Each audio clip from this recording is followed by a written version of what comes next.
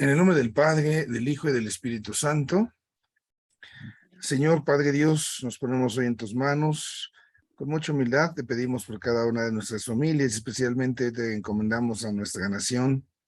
Te pedimos por nuestra patria para que nos concedas la paz que tanto anhelamos en todos nuestros pueblos y comunidades. Nos concedas también alcanzar un desarrollo justo para todos aquellos que formamos parte de esta nación. Y con humildad también ayúdanos a profesarte como nuestro Padre Dios, como Padre de nuestra nación. Te lo pedimos a ti que vives y reinas por los siglos de los siglos. Amén. En el nombre del Padre, del Hijo y del Espíritu Santo. Amén. Amén. Bueno, no sé si de la clase anterior, de la semana pasada, hubiese alguna pregunta, alguna duda que tuviéramos ahí que pudiéramos resolver. Nada de nada. Bueno, entonces vamos a irnos a lo que nos corresponde el día de hoy, que es esta partecita de nuestra primera sesión, ya conforme al manual, para que ahí nos vayamos orientando, nos vayamos guiando y podamos ir tal cual visualizando un poquito lo que tenemos ahí para este día. Esta sesión es interesante, se va a dividir en dos partes, pero la temática es la misma y trata pues de hacernos caer en la cuenta de la fe que profesamos en Cristo nuestro Señor. Entonces, como verdadero Dios, Él que es verdadero Dios, a Él lo profesamos de esa manera, de esa forma. Dejen ampliar un poquito el tamaño para que lo visualicen mejor. Ahí estamos. Bueno, entonces de esto estaríamos hablando el día de hoy. Esta partecita en la cual nosotros nos vamos a tratar de ver a Cristo. Sabemos que hay dos elementos fundamentales, es verdadero Dios, verdadero hombre. Y las dos sesiones que nos presenta el manual de arranque tienen que ver precisamente con la divinidad, cómo conocemos a Cristo. Para profundizar nuestra fe, la guía que tenemos nos pone delante el Catecismo de la Iglesia Católica, en el número 424. Dice lo siguiente, este número. Dice, movidos por la gracia del Espíritu Santo, atraídos por el Padre, nosotros creemos y confesamos a propósito de Jesús. Tú eres el Cristo, el Hijo de Dios vivo. Sobre la roca de esta fe confesada por San Pedro, Cristo ha construido a su iglesia. Entonces, aquí nosotros vamos a tener elementos que son por demás fundamentales para el contenido de lo que nosotros vamos a ir estableciendo. Primero, el decir que creemos y confesamos es parte entonces de nuestra fe.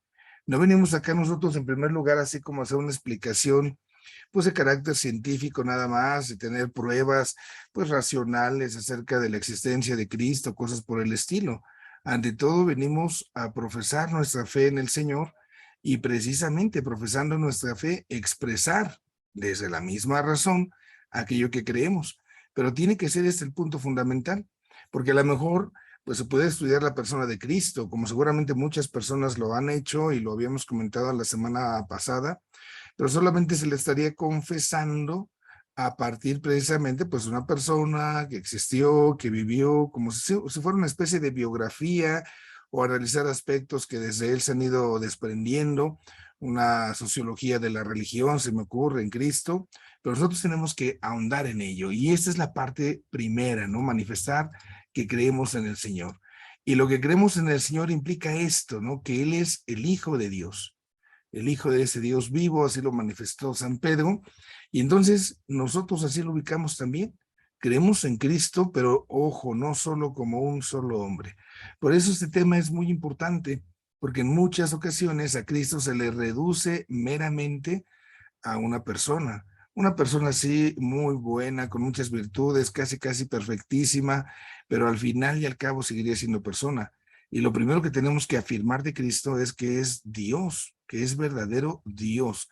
Y desde esa divinidad de Cristo es como entonces nosotros podemos afirmar, por ejemplo, también esta otra verdad. Sobre esta fe se va a construir la misma iglesia. Si la iglesia es quien es y creemos precisamente en nuestra iglesia y somos parte de la iglesia, es porque Cristo es el Hijo de Dios. Y es tan importante esto porque esto le concede a la iglesia su connotación. de ser fundada por el mismo Dios, y entonces no es una institución meramente humana, en el sentido de que esté fundada por hombres, como a veces también algunos critican, ¿no? Es que la iglesia es una especie de asociación de hombres y ya se pusieron de acuerdo como para hacer una asociación civil o alguna cosa por el estilo. Claro que no. Nosotros manifestamos la fe en Cristo y desde ahí la fe en la iglesia como obra misma de Dios. Por eso entonces somos invitados a profundizar esta fe en Cristo como el Hijo de Dios y pues toda la importancia que tiene. Ahora, en este sentido, vamos a ver lo que se nos presenta como introducción. Como introducción podemos decir que en el ambiente donde vive Cristo, pues hay dudas, hay preguntas, están viendo cosas los apóstoles, los discípulos, y eso está suscitando en ese ambiente, pues que haya preguntas acerca de la identidad de Cristo. Lo vemos ahí en estos textos que se nos presentan. ¿Quién dice la gente que soy yo? Les pregunta Cristo. La gente también se pregunta, bueno, ¿quién es este? ¿No? Hasta los demonios le obedecen también. Y también cuando está el momento de la tempestad, la misma pregunta se hacen los apóstoles, ¿quién es este que hasta los vientos y el mar le obedecen? Y esta realidad inquieta, porque están viendo cosas que están rompiendo pues con lo que siempre habían visto, con lo que era como que siempre natural. Por eso entonces el comportamiento de Jesús pues no va a ser cómodo, va a resultar algo que cuestiona, que genera interrogantes, y al generar interrogantes en los que están frente a él, pues va a haber respuestas de muchos tipos. Y esto también sigue sucediendo hoy. Si nosotros hoy nos preguntan, bueno, ¿quién es este? ¿Quién es Cristo? ¿Qué es lo que nosotros podemos responder de Cristo?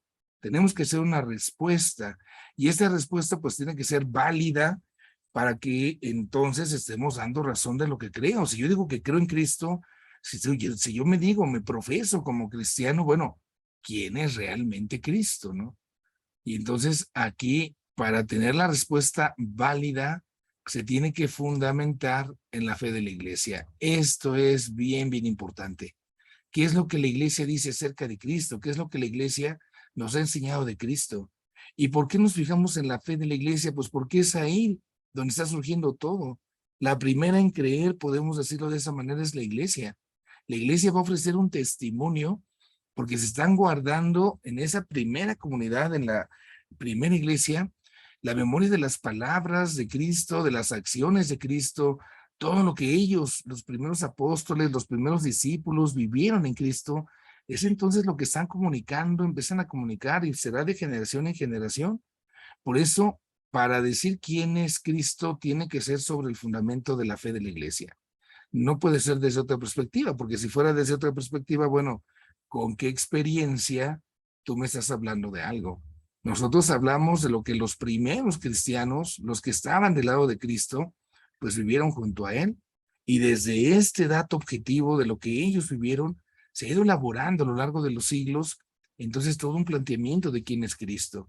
Por eso se dice que entonces, movidos por el Espíritu Santo, con la iglesia creemos y confesamos acerca de Jesús, nuevamente sale esta partecita, ¿no? Que Él es el Cristo, el Mesías, ¿no? Él es el Hijo de Dios vivo. Y aquí es importantísimo esto. ¿Por qué? Porque entonces para nosotros el Señor Jesús, como es Hijo de Dios, lo tenemos que profesar en su divinidad. Y no va a ser simple, no va a ser sencillo. Entonces, ese es el primer elemento que vamos nosotros a tener. Ahora, lo que estamos diciendo acá nosotros, nuestro propósito no es probar, ojo, no es probar racionalmente que Cristo es verdadero Dios. Se trata de captar con claridad que Cristo mismo, que sus apóstoles, que la iglesia, pues así lo presentan, así nos ha llegado. ¿Por qué? Porque así manifiestan su fe en Él. Creen en Cristo porque Cristo se ha estado con ellos, pero creen en ese Cristo como verdadero Dios por lo que vieron y por lo que de Cristo escucharon. Y esto es complicadísimo, porque pensemos en el ambiente en el que se desarrolla Jesús. La mentalidad de aquella época, la mentalidad judía, pues tenían esta parte de un monoteísmo que podemos decir es muy rígido. Dios es uno. Y la otra cuestión, Dios no puede ser un hombre. Entonces, el hecho de que Cristo venga y que nos hable que Dios hay tres personas, el Padre, el Hijo y el Espíritu Santo, y aún más que Él, verdadero hombre también es verdadero Dios, eso causa un choque. ¿Cómo va a ser posible? O sea, este fulano está loco, ¿no? Que nos está diciendo estas cosas porque viene a romper precisamente con lo que entonces de siglos se ha venido creyendo. Y para que esto sea posible, para que se pueda creer, entonces falta el papel del Espíritu Santo. Nosotros sabemos el Espíritu Santo es prometido por Cristo y Cristo así lo decía, ¿no? Para que Él venga a iluminar, para que venga a enseñar, para que venga a acompañar. Y entonces, desde esta conciencia, no debe sorprendernos que los evangelios no proclamen así llanamente, abiertamente la divinidad de Cristo, ¿no? Más bien se trata de ir profundizando lo que ellos ven. ¿Por qué? Pues porque a ellos les cuesta. O sea, ¿cómo entender esto? Que un Dios se hace hombre. Para nosotros, pues resulta muy sencillo, a lo mejor nos detenemos a pensarlo, pero si contemplamos el misterio de la natividad de Cristo, la Navidad, bueno, ¿cómo es posible que Dios, siendo Dios, se haga hombre, se rebaje, se humille? Es que decimos, es que lo hace por amor, sí, sí, pero si hace eso, entonces está perdiendo su perfección, y entonces si ya no es perfecto, entonces ya no es Dios, y ¿qué pasó ahí, no? Entonces va a haber muchas interrogantes. Y por eso, a lo largo de los siglos, la iglesia, a través pues del mismo magisterio, a través de la reflexión que van haciendo los santos padres, los teólogos, pues van a ir elaborando precisamente esta doctrina, no en el afán de probar racionalmente esto, ¿no? Sino para que se capte, se entienda por qué Cristo mismo, pues también, si es humano, pues es Dios. Y aquí entonces la labor, pues siempre será invocar al Espíritu Santo. O sea, decirle al Espíritu Santo, oye, Espíritu Santo, ayúdame. Ayúdame a entender cómo es posible que esto suceda. ¿Cómo es posible que Dios, siendo Dios, se abaje y se haga uno como nosotros? Este abajamiento del que estamos hablando es lo que se llama un movimiento de carácter kenótico. Uh-huh. Lo escribo ahí. Entonces, es un movimiento kenótico, así se dice. Esto es la kenosis. La kenosis es lo que significa un abajamiento. Y entonces ese abajamiento es una humillación. La humillación está resultando de parte de Cristo. Él se hace como nosotros y uno dice, ¿cómo es posible que esto suceda, ¿no? ¿Cómo es posible que Cristo lo haga de esa forma, ¿no? De esa manera. Y aquí vi en algunos momentos quienes han estado en lecciones anteriores, si estamos hablando de la humillación del Señor, pues hay que entender bien esta palabra. Está ubicada dentro de la palabra de la humildad. La palabra viene del hebreo, del humus, y el humus es esa parte de la tierra que es más fecunda. Todavía pues en los lugares donde no hay pavimento, ¿no? Cuando llueve la gente luego dice es que se lavó la tierra, se lavó. Y entonces se van las capas de encima y queda esa parte finita de la tierra, ¿no? Y esa parte finita de la tierra es lo que se llama el humus en el hebreo. De ese polvo estamos hechos los hombres, Adán y Eva. Y entonces, si nosotros decimos que Cristo se humilla, se abaja, estamos diciendo por eso que Cristo se hace un humano, se hace como nosotros, adquiere condición humana, adquiere el polvo, digámoslo así, más con estas palabras, ¿no? Y esto, pues habla de un misterio, o sea, ¿cómo entender esto?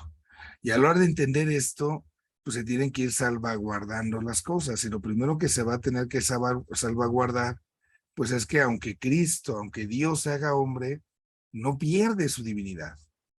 Sigue siendo Dios y al mismo tiempo sigue siendo hombre. Esto para nosotros es impensable, ¿eh? Si a lo mejor yo quiero mezclar dos cosas, no sé, vamos a hacer un injerto en un árbol de naranja y en un árbol de mandarina, y entonces nos va a dar un fruto, Y ese fruto, pues va a ser la mezcla de la naranja y la mandarina, una naranjarina, no sé cómo se llamaría la cosa, ¿no? Por poner ahí el ejemplo. No es naranja ni es mandarina, ya fue una mezcla.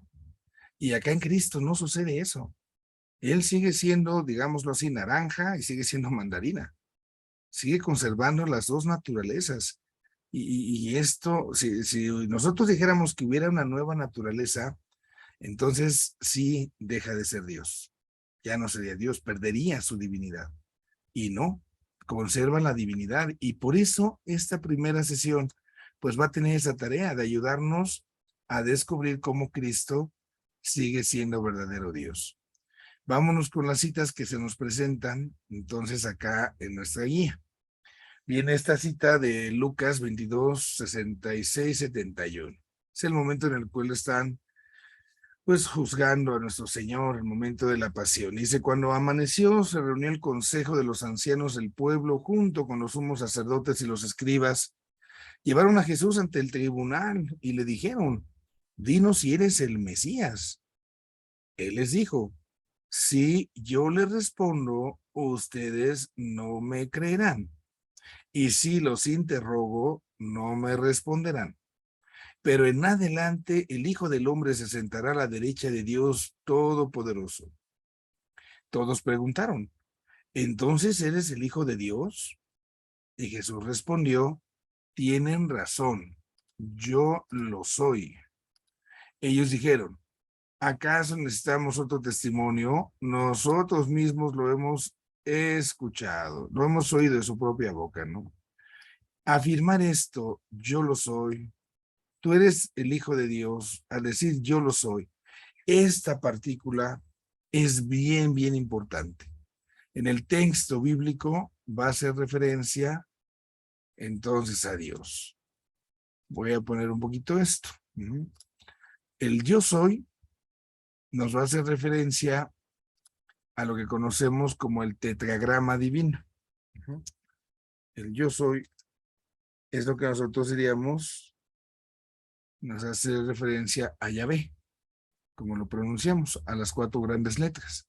Entonces, cuando en el contexto bíblico se está diciendo yo soy, se está haciendo referencia a Dios mismo.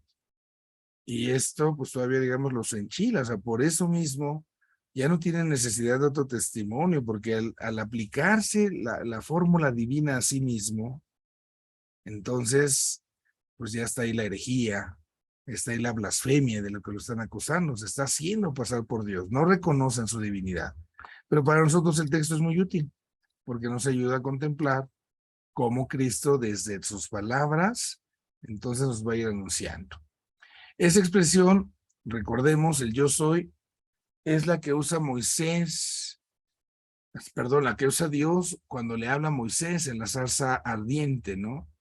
También entonces recordemos, el yo soy nos está indicando la esencia divina, es haciendo referencia al Dios de la alianza, que es creador, que es redentor, que es el Emmanuel, el Dios con nosotros, es el Yeshua, es el Dios que salva. Yo soy aplicado en Cristo, aquí viene este elemento importantísimo. Hace referencia a su preexistencia. Entonces, Cristo desde siempre ha existido, su preexistencia divina. Si Cristo dice yo soy, entonces está diciendo yo soy Dios. Y Dios ha existido desde siempre. Y no solo eso, no solo su preexistencia, sino que viene a cumplir una profecía que se había hecho al pueblo. Y esa profecía es la profecía del Emmanuel. Yo soy, yo estoy con ustedes. El Emmanuel, el Dios con nosotros, ¿no?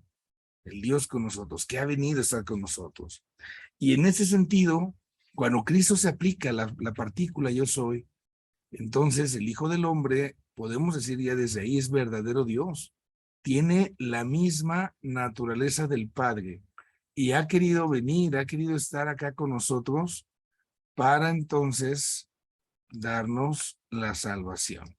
Al decir que tiene la misma naturaleza, estamos diciendo que tiene la divinidad. Y aquí es esto fundamental, pues para nosotros. Y todo por esta partícula, ¿no? Que Cristo se aplica en esos momentos cuando dice el yo soy. Dice también en otras expresiones, ¿no? Yo soy el camino, la verdad y la vida. Ahí se indican atributos que son propios del ser divino. Por ejemplo, la vida. ¿Quién es la vida? ¿Quién nos participa la vida? Pues Dios. Dios es la vida. Y nosotros si estamos vivos es porque Dios ha querido participarnos lo que Él tiene. Viene esta parte, ¿no? Yo para esto he venido, para dar testimonio de la verdad. ¿Quién es la verdad? Pues Dios. Nosotros los seres humanos luego decimos, cada quien tiene su verdad, es que todo depende cómo lo quieras ver. Pues eso ya se llama relativismo. La verdad es una, es objetiva, y eso lo encontramos en Dios. Dice, yo soy la resurrección y la vida. Él es la vida, es Dios. Entonces son expresiones que Jesús va a usar sobre el misterio de su divinidad, ese misterio que está escondido y cómo se presenta Cristo como el Hijo del Hombre. El Hijo del Hombre lo presenta el libro de la profecía de Daniel. Y es ahí donde se manifiesta todas estas cualidades, estos atributos que son propios de Dios. Y entonces por eso hay que releerlo, ¿no? Cuando Cristo se presenta como es hijo del hombre, cuando Cristo usa ese yo soy, hay que verlo en ese contexto. Desde el Antiguo Testamento, el yo soy es Dios, el Hijo del Hombre tiene esos atributos y es Cristo entonces el que se los está aplicando. Aquí yo me atrevo a sugerirles un ejercicio que es muy hermoso, un día así en algunos momentos en su oración personal, en la Sagrada Escritura, en los Evangelios, ubiquen todas las veces que Jesús habla como el yo soy. Y apúntenlas. Apúntenlas ahí si tienen una libretita como para hacer su oración. Yo soy el camino, la verdad y la vida. Yo soy el pan de vida. Yo soy la resurrección de la vida. Yo soy, yo soy, yo soy. Todas las veces. Padre, me va a tardar mucho buscándole. Pues vamos a leer la Biblia, eso ya es bueno, ¿no? Pues si lo quieres hacer más fácil ahora con la tecnología, pues en un buscador, toma la Biblia y ponle a buscar el yo soy, y de inmediato te las va a arrojar. Y entonces jugar, digamos, en la oración con todo este material, con todas las citas que hacen esta referencia. Vamos a una siguiente expresión que usa Jesús. Jesús habla que salió del Padre, y entonces al decir que salió del Padre implica que estaba con el Padre, ¿no? Fíjense la expresión. Dice él, salí del Padre y vine al mundo. Entonces, antes de venir al mundo, Cristo ya estaba junto con el Padre y ya está junto a él como un hijo. Y otra vez se nos habla de la preexistencia. Y este concepto de la preexistencia, pues vamos diciendo nosotros que es bien importante. Porque si Cristo preexiste desde antes, preexiste, existe desde antes de que todo fuera, desde que todo existiera, es decir, existe desde siempre, entonces esa es parte de su divinidad. Entonces, cuando Cristo dice, pues yo estaba con el Padre, nos está haciendo esa referencia. Hay otras expresiones en ese sentido donde se hace la referencia, donde se alude, ¿verdad? A cómo Cristo viene al mundo, pero estando con el Padre. Y quizás la más hermosa y más elaborada es la que nos presenta el Evangelio de Juan. Juan nos presenta ya toda una síntesis ahí en su prólogo, muy bien elaborada, acerca de cómo Cristo desde siempre está con el Padre. Y este es el Evangelio, pues es más elevado. San Pablo también en algunos textos nos presenta la misma verdad. Entonces, nuestra conclusión aquí, si yo afirmo la preexistencia de Cristo, estoy reconociendo su divinidad. Porque yo si dijera que Cristo pues tuvo un inicio, entonces pues ahí como ya no fue desde siempre, pues ya no es eterno, entonces ya no es Dios. Sería como cualquier otra criatura, ha sido creada, pero no. Cristo es Dios y existe desde siempre y vive para siempre. Cuando se habla de la preexistencia de Cristo, reconocer la preexistencia de Cristo implica reconocer su propia divinidad. Damos un paso más. Hay otras expresiones en la escritura donde escuchamos esta frase, ¿no?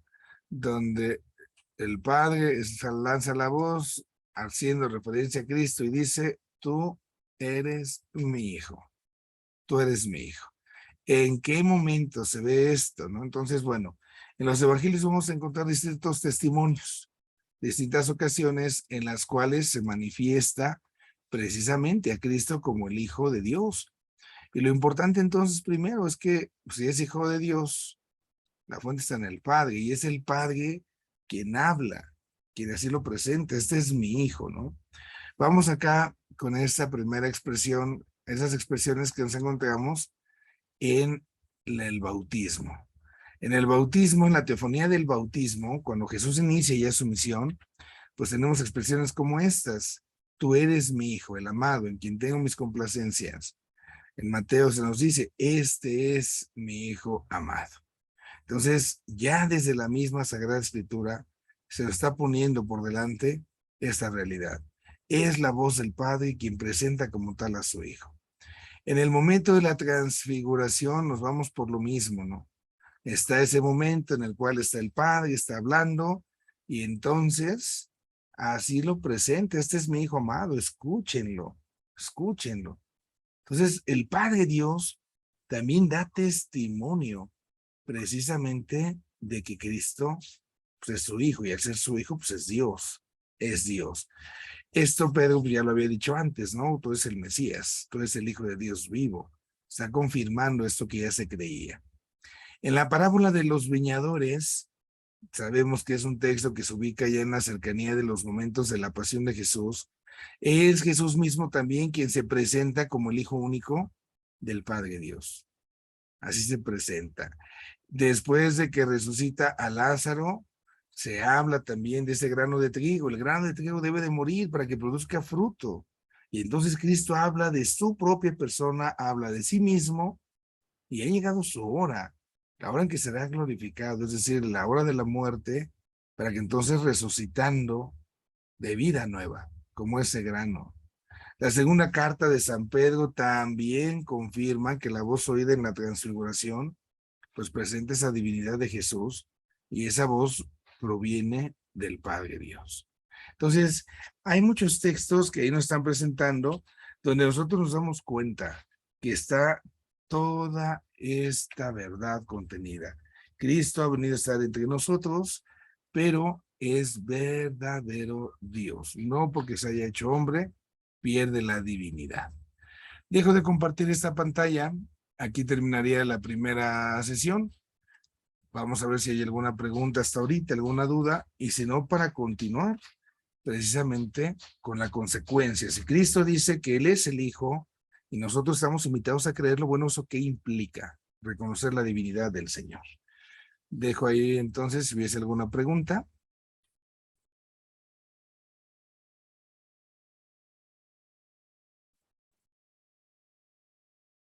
Creo que no.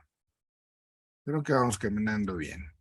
Vamos a pasar a la segunda sesión. Ahí en su manual que les comparto, les decía yo, pues esta partecita es la misma, ¿no? La misma verdad. Estamos hablando de este Cristo, es el verdadero Dios. Entonces, seguimos con esta lógica en esta sesión. Ok, aquí estamos. Entonces, verdadero Dios, segunda parte, ¿qué vamos a profundizar ahora? Ya en la primera parte ya nos va quedando claro. Bueno, está el testimonio bíblico que habla de cómo Cristo se presenta como Hijo de Dios y se asume y se acepta como Hijo de Dios, y así creemos en Él. Pero ¿qué consecuencias esto tiene para nosotros? Acá se nos propone el Catecismo de la Iglesia Católica en el número 464. Nos dice lo siguiente: el acontecimiento único y totalmente singular de la encarnación del Hijo de Dios, ojo con esto, no significa que Jesucristo sea en parte Dios y en parte hombre, lo que les decía, ve así como que una naranja, mandarina, ¿no? Ni que sea el resultado de esa mezcla donde se funde con lo divino y lo humano. Él se hizo verdaderamente hombre sin dejar de ser verdaderamente Dios. Se conserva en él la divinidad y la humanidad. Por eso decimos Jesucristo es verdadero Dios y verdadero hombre. Y aquí se nos dice en el catecismo, la iglesia debió defender y aclarar esta verdad de fe durante los primeros siglos frente a herejías que la falseaban, ¿no? Y es que la cuestión que hay herejías no es porque la gente sea mala o quiera hacer algún daño, ¿no? Se trata de explicar, se trata de comprender, pero resulta que ¿cómo entiendo que un Dios siendo Dios se hace hombre? Si Dios es perfecto, entonces a la hora de tratar de buscar respuestas vienen herejías. No sé, se me ocurre una que se llamó el adopcionismo, donde Cristo era un hombre, un ser humano adoptado, y entonces al ser adoptado por Dios, adquiere como esas nuevas capacidades y por eso hace estos milagros y por eso habla de esta manera. ¿Por qué? Pues porque de así entonces se va tratando de cuidar esta existencia. Entonces es herejía, el adopcionismo, el modalismo. Se dice que Dios adquiere varios modos. Entonces, a veces está en modo Padre, a veces en modo Cristo y a veces en modo Espíritu Santo, ¿no? Entonces, esta parte obedece al esfuerzo que se trata de hacer. Bueno, ¿qué implica para nosotros creer en Cristo como verdadero Dios? Bueno, pues creer en Él. Eso es lo que se espera de nosotros, que creamos en Él. Y el Evangelio de Juan aquí nos tunde con un montón de citas en ese sentido, ¿no? Cuando Jesús se atribuye lo que es propio de Dios, cuando Jesús habla de sí mismo como es hijo de hombre, entonces, ¿qué es lo que está pidiendo? Que creamos en Dios y al creer en Dios, pues que creamos en Él. Eso es lo que se nos pide. Si yo reconozco a Cristo, a mi Cristo como verdadero Dios, entonces se me pide creer en Él. Ahora, cuando se pide que creamos en Cristo, no se trata solamente de tener fe en el Mesías. Tener fe en el Mesías, pues para nosotros, básicamente sería pues creer que Él ha venido a salvarnos. Pero pues así vino el Chapulín Colorado, ¿no? ¿Y ahora quién vendrá a salvarnos? Yo, el Chapulín Colorado. Ah, bueno, pues ya creo en él. Pues no, no basta. Tengo que dar un salto. Tengo que creer en ese Cristo que vino a salvarnos, pero también esta fe en el Hijo que tiene la misma naturaleza que tiene el Padre. La naturaleza del Padre es divina, Cristo es Dios. Tengo que salvaguardar eso. En la última cena, ¿verdad? Cuando está Cristo con Felipe, Cristo se está despidiendo y Felipe, Señor, pues ¿a dónde vas? No sabemos a dónde vas, enséñanos el camino y todo el discurso que se echa. Y entonces Cristo le dice, ¿no? Quien me ha visto a mí, ha visto al Padre. Créanme que yo estoy en el Padre y el Padre está en mí.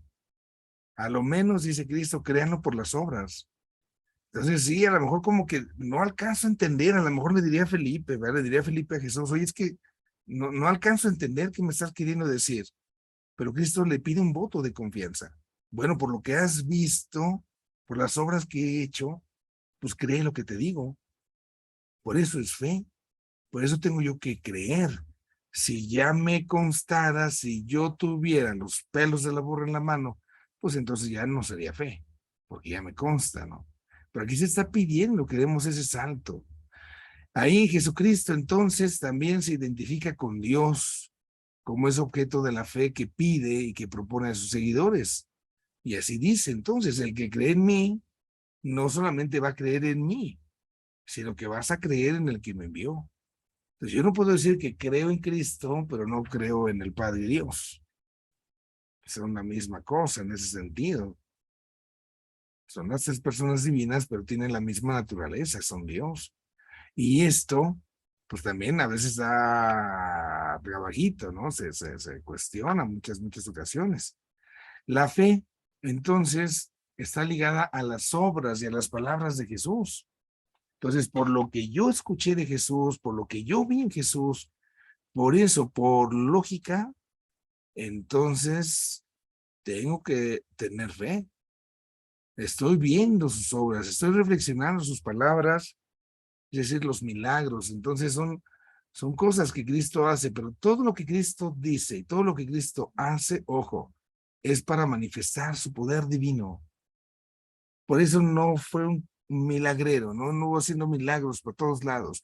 No sé, si hacemos memoria, ¿cuántas personas Cristo resucitó en el Nuevo Testamento? no sé de cuántos se acuerden, pero al final y al cabo, pues no hubo nada más 2, 3, 4 muertos. Hubo en aquella época mucha gente que murió y no fueron resucitados, porque Cristo no venía a hacer eso.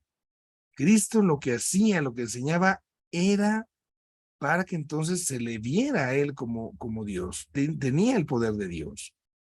Esta parte de que se nos pide de creer en él, pues queda así, tal cual, bien clara cuando resucita a Lázaro, ¿no?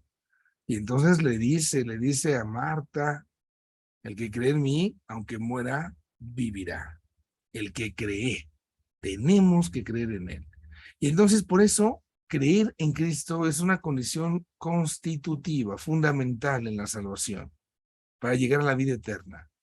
Porque eso vino, ¿no? Dios no envió a su Hijo al mundo para que lo condene, para que lo juzgue, sino para que el mundo se salve por él.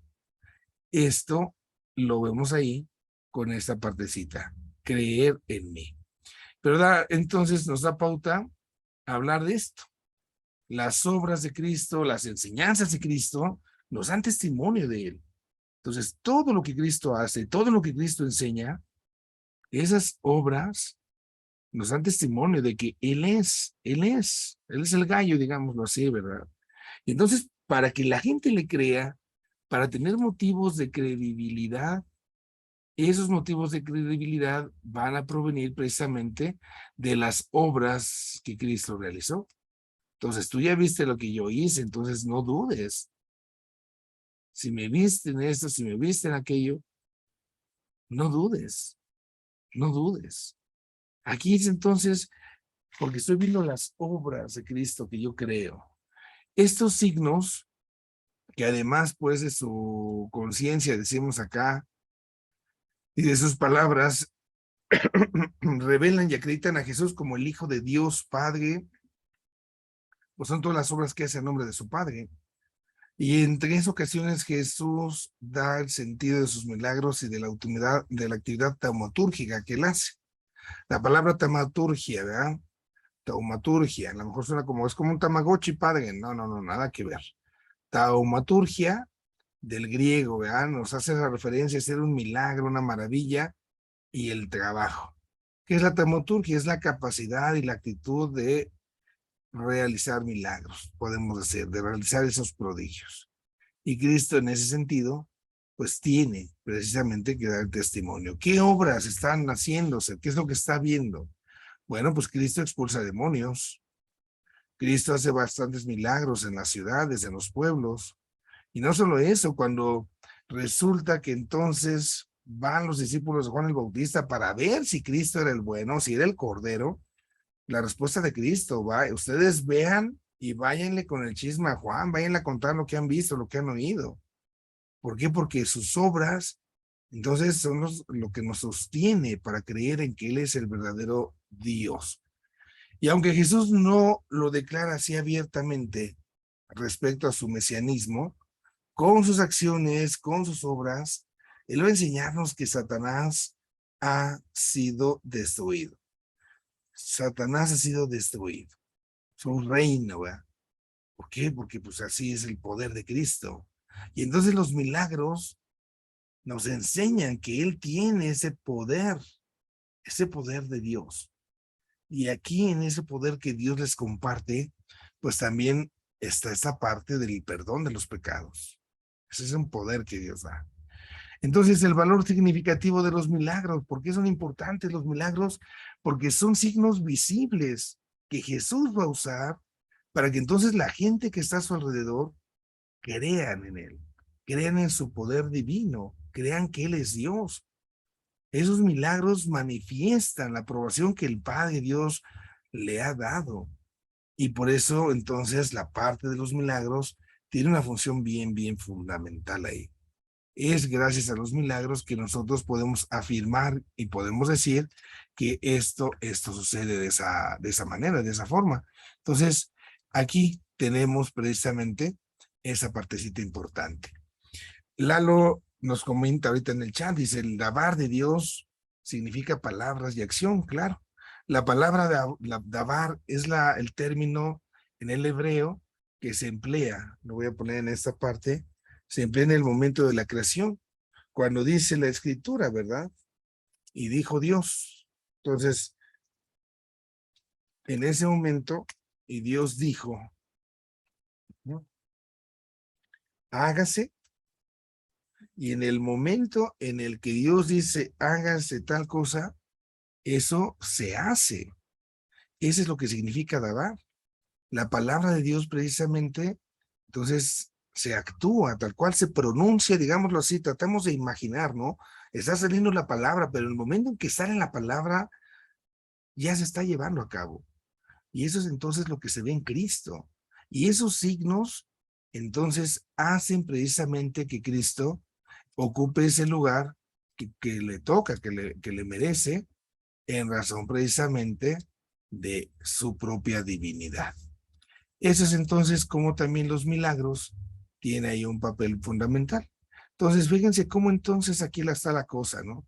Ya vemos que hay textos que se nos han afirmado que Cristo es el Hijo de Dios y es verdadero Dios, y de esto se desprenden dos cosas. Estamos invitados a creer en Él como ese Dios, y esto se refuerza por las obras que Él hace. Es acá donde entonces para nosotros es bien importante el tener esa conciencia. Cristo es verdadero Dios. Dejo de compartir pantalla y damos pauta si hubiese alguna duda, alguna pregunta, para que la podamos responder.